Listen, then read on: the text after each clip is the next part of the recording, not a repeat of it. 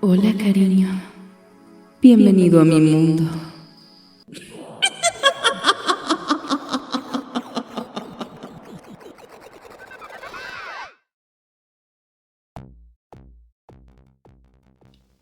Era un día miércoles 24 de noviembre de 1971, en un día frío y tormentoso. A las 2:50 de la tarde, el vuelo 305 de Northwest Orient Airlines despegó de Portland, Oregon, rumbo a Seattle, Washington. En la televisión sonaban las noticias de Vietnam. En los diarios, escándalos políticos. La gente parecía distraída, como si ese fuera un día cualquiera. Pero no lo era. Nadie podría pensar que el viaje corto y cotidiano como ese se convertiría en un viaje que ni los pasajeros ni la tripulación olvidarían.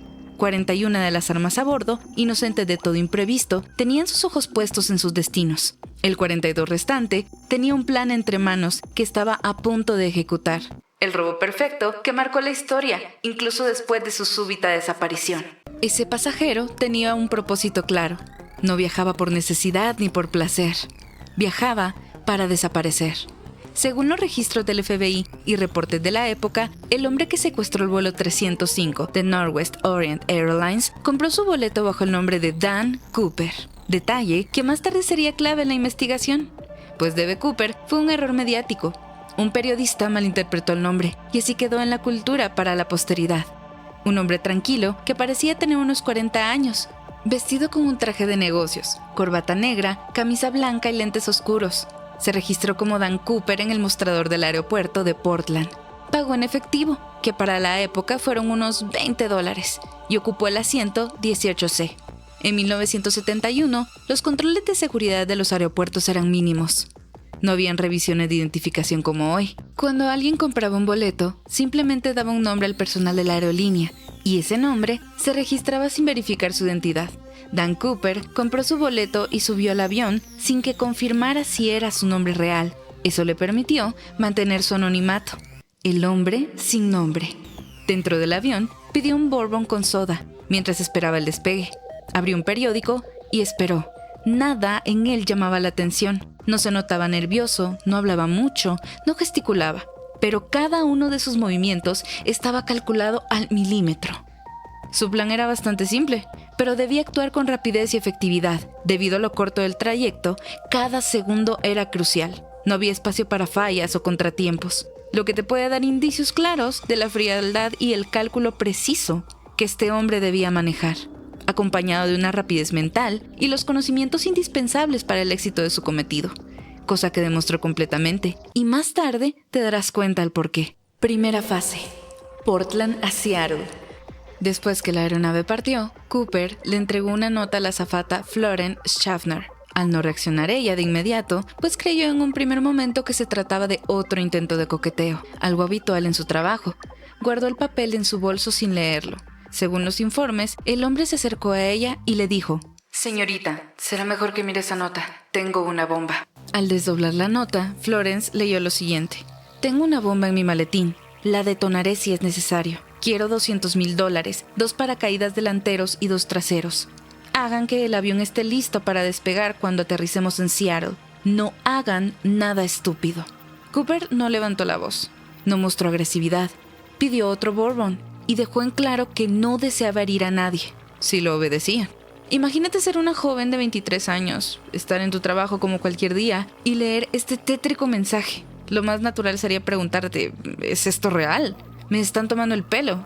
Su primer instinto, según lo que relató, fue ignorar la nota, pensando que podría ser una broma o un malentendido, especialmente porque Cooper parecía calmado y educado, para nada agresivo.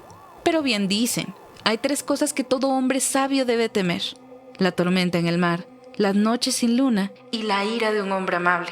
Y más todavía si tu vida y la de 40 personas tiende de un hilo. ¿Tú qué crees que habrías hecho en el lugar de la azafata? Te leo en los comentarios, cariño. No te olvides, por favor, de darle me gusta si estás disfrutando del video. Y suscríbete, eso me haría tan feliz. Ahora sí, continuemos. Cooper, viendo el temor en los ojos de la azafata, le pidió que se sentara junto a él. Abrió el maletín brevemente y le mostró lo que parecía ser 8 cilindros conectados a cables y una batería. No sonrió, no alzó la voz. Todo en él era quietud y control. Florence, temblorosa, llevó la nota a la cabina. El piloto William A. Scott activó el protocolo. El FBI fue contactado y se inició la preparación del rescate. Debido al secuestro, el avión no aterrizó inmediatamente en Seattle. En lugar de eso, los pilotos, siguiendo las instrucciones de Cooper, volaron en círculos cerca del aeropuerto de Seattle-Tacoma, mientras las autoridades en tierra reunían el dinero y los paracaídas.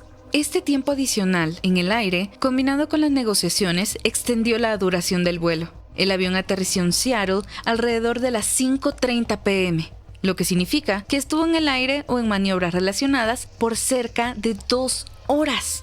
El vuelo directo de Portland a Seattle tomó unos 30 minutos, pero el tiempo extra se debió a las negociaciones con Cooper. Los reportes del FBI y testimonios de la tripulación, como el piloto William A. Scott y la azafata Tina McCloud, afirman que el avión estuvo bajo el control de Cooper durante este periodo extendido. Sus instrucciones fueron precisas. Ordenó que el avión volara a no más de 10.000 pies de altitud, mucho más bajo de lo habitual, para facilitar un salto en paracaídas. Especificó que la rampa trasera del Boeing 227 debía permanecer baja durante el vuelo posterior, lo que permitía un salto seguro. Indicó que el avión volara a una velocidad baja, alrededor de 200 nudos, con los flaps en unos 15 grados y el tren de aterrizaje desplegado, condiciones óptimas para un salto en paracaídas. Durante el vuelo a Seattle, Cooper pidió que los pasajeros no fueran alertados para evitar pánico. Mantuvo a Schaffner sentada a su lado para negociar y supervisar. No hubo gritos ni alarmas, solo el zumbido del motor, las luces tenues de la cabina y la presencia imperturbable en la fila 18. Florence describió que su comportamiento era cortés, incluso amable. Le hablaba con respeto, incluso le ofreció pagarle la bebida que ella no había pedido. Un caballero, sí, con una bomba en la maleta. Luego del aterrizaje en Seattle, exigió que el dinero y los paracaídas fueran entregados al avión sin intervención policial visible. Ordenó que el avión despegara hacia México con una parada en Reno, Nevada, manteniendo la rampa trasera baja y las condiciones de vuelo especificadas. Cooper demostró un conocimiento técnico notable, lo que llevó a especular que tenía experiencia militar o aeronáutica. Su tono fue descrito como calmado, educado y profesional. Segunda fase: Seattle a Reno. D.B. Cooper mantuvo a los 36 pasajeros y a 6 miembros de la tripulación a bordo mientras negociaba con las autoridades. Una vez recibió los $200,000 y los 4 paracaídas entregados por un empleado de la aerolínea, permitió la liberación de los pasajeros y de 2 azafatas, alrededor de las 5:45 de la tarde. La evacuación fue ordenada y la mayoría no supo que estaba en medio de un secuestro hasta después de bajar del avión. Cooper retuvo únicamente a la tripulación esencial. El avión despegó nuevamente hacia México, con una escala prevista en Reno. Cooper mantuvo a Tina McCloud cerca, instruyéndola para actuar como intermediaria con las autoridades y la tripulación. Durante el vuelo, Cooper se mantuvo cerca de la parte trasera. Conversaba poco, tomaba notas, observaba los paracaídas. En un momento, pidió que todos permanecieran en la cabina delantera y cerró la puerta. Poco después, una alarma sonó en el panel de la cabina. La compuerta trasera había sido abierta. Los pilotos sintieron un leve cambio en la presión, un golpe del viento repentino, y en algún punto, entre Seattle y Reno, probablemente durante la primera hora del vuelo, Cooper saltó del avión. Cuando el avión aterrizó en Reno, Cooper ya no estaba. Se llevó el dinero, el paracaídas y su identidad intacta. No se encontraron rastros inmediatos ni en tierra ni en aire. El FBI rastreó bosques, ríos, zonas montañosas. Decenas de sospechosos fueron interrogados. Ninguno encajó del todo. En 1980, un niño encontró en la ribera del río Columbia un fajo de billetes deteriorados. Eran parte del rescate. Eso fue todo. B.D. Cooper desapareció como un mito. Un hombre que burló al sistema, a la física y a la ley. Un símbolo de lo inalcanzable. Un enigma vestido de traje. Teorías. ¿Quién fue realmente D.B. Cooper? ¿Murió al caer? ¿Sobrevivió y se desvaneció entre la multitud? Hay quienes creen que era un veterano de guerra, experto en saltos de combate. Otros piensan que fue un agente del gobierno o incluso un piloto comercial. Y hay quienes aseguran que fue un simple ciudadano, demasiado listo o demasiado silencioso. Lo cierto del caso es que este fue cerrado oficialmente por el FBI en 2016. Pero, más allá del mito, ¿qué dice la ciencia y la lógica? ¿Era siquiera posible sobrevivir ese salto? Después de 45 años, sin culpable, sin cuerpo, sin respuestas, solo una figura oscura, observándonos desde el pliegue más recóndito del cielo. ¿Qué significa para ti D.B. Cooper, dulzura? Te leo en los comentarios.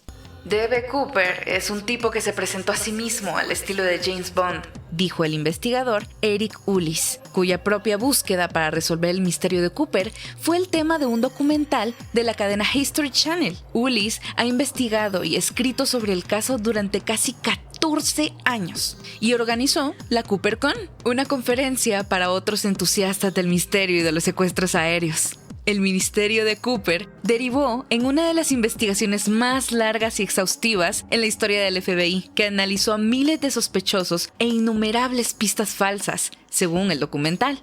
La búsqueda se extendió durante más de 45 años, cuando en 2016 los investigadores decidieron cerrar el caso sin resolver. El FBI fue alertado del secuestro mientras el avión todavía estaba en el aire. Y desde ese instante dio inicio a una de las investigaciones más prolongadas y meticulosas de la historia. A esta operación se le bautizó como NORJAC, una abreviatura de Northwest Hijacking o secuestro del noroeste.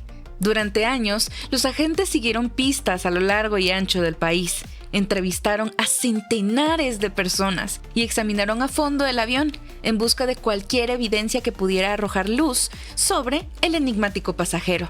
Para el 5º aniversario del caso, ya habían considerado a más de 800 posibles sospechosos. Pero, tras un riguroso proceso de eliminación, solo quedaron alrededor de 24 personas bajo observación más seria.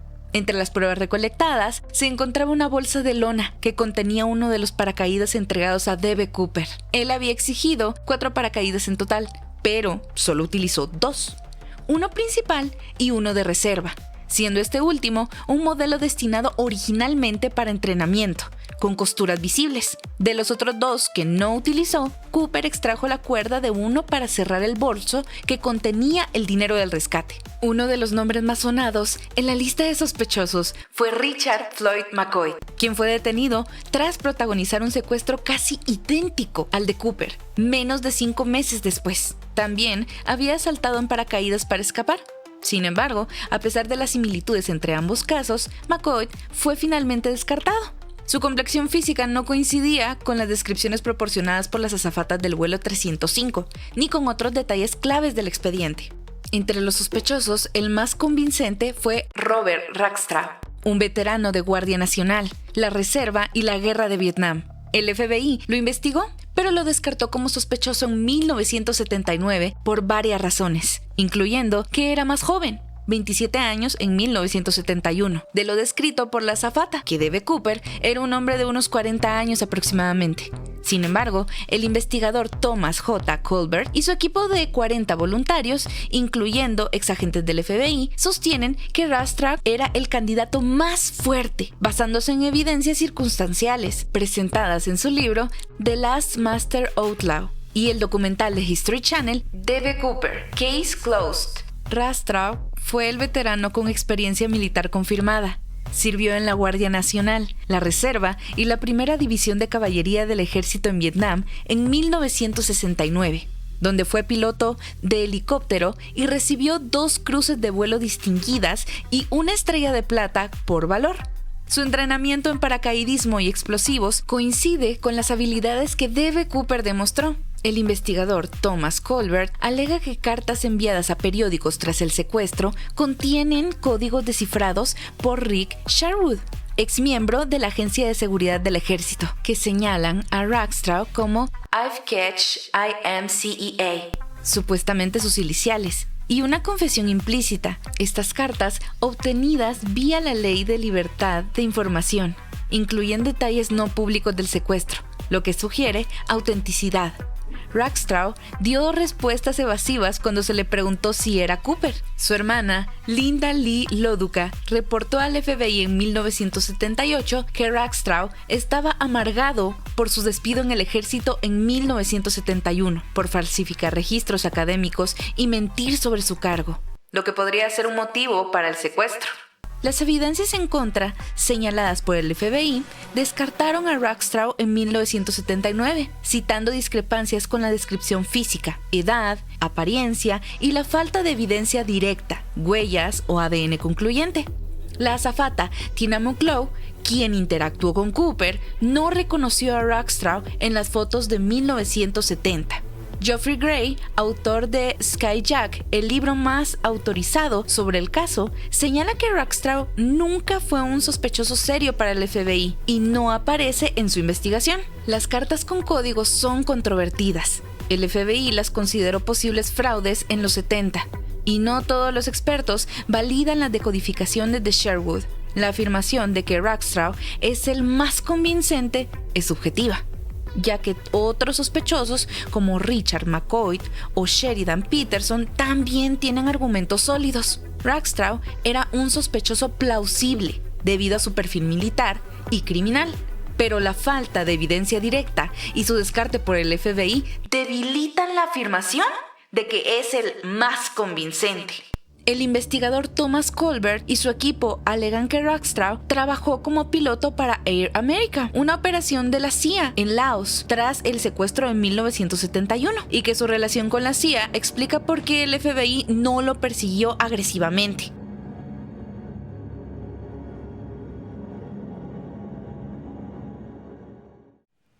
Gracias por acompañarme en este viaje por la oscuridad. Suscríbete, comenta tus teorías y opiniones. Estaré leyéndote con mucho amor y emoción. Nosotros nos veremos cuando el cielo vuelva a abrirse. Mientras tanto, yo estaré extrañándote mucho.